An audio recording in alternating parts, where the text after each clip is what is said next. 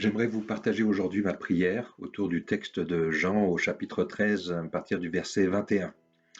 Là, on voit Jésus qui est au milieu de ses apôtres, de ses disciples, pour le dernier repas. Et en voyant cette scène, je me trouvais bien au milieu des apôtres. Je me disais que comme eux, moi aussi Jésus était venu me chercher, qu'il m'avait appelé par mon nom. Alors oui, j'étais bien au milieu des apôtres, et puis là j'ai entendu Jésus qui disait « En vérité, je vous le dis, l'un de vous me livrera. »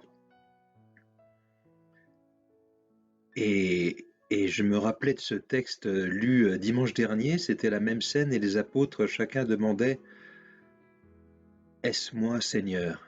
Est-ce moi qui vais te trahir ?» Et j'avais envie de poser cette question à Jésus, parce que tant de fois je l'ai trahi. Tant de fois mes pensées n'étaient pas les siennes, tant de fois je me suis coupé de lui, tant de fois je n'étais pas présent à sa présence. Alors oui, j'entendais cette parole, vas-tu me livrer? Et là je me suis penché sur Judas.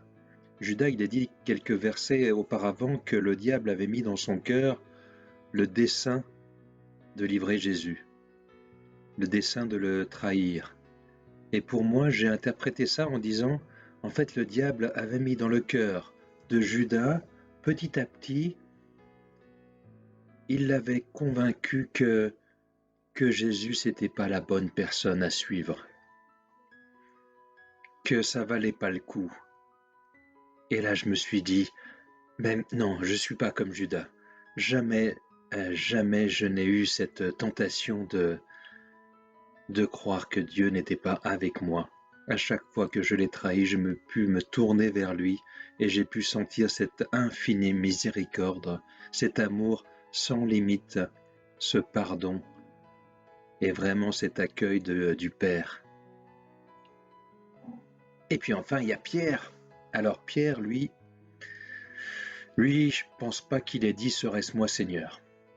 Pierre, c'est le costaud, c'est celui qui est vraiment la certitude de la foi, qui dit à Jésus, je pourrais mourir pour toi. Et on connaît la suite. Et ça me fait penser à ce témoignage de ce pasteur de l'église de la Porte Ouverte qui ont fait ce rassemblement à Mulhouse, qui semble-t-il a été le démarrage du coronavirus en France. Il témoigne, et je vais vous lire un extrait de ce qu'il peut dire. Il nous faut revenir à beaucoup d'humilité. Nous avons été trop souvent présomptueux. Nous parlons de Dieu comme si nous l'avions fait, alors que c'est lui qui nous connaît. Pour qu'il y ait un réveil, il nous faut revenir à cette humilité. Il nous faut reconnaître la grandeur de Dieu.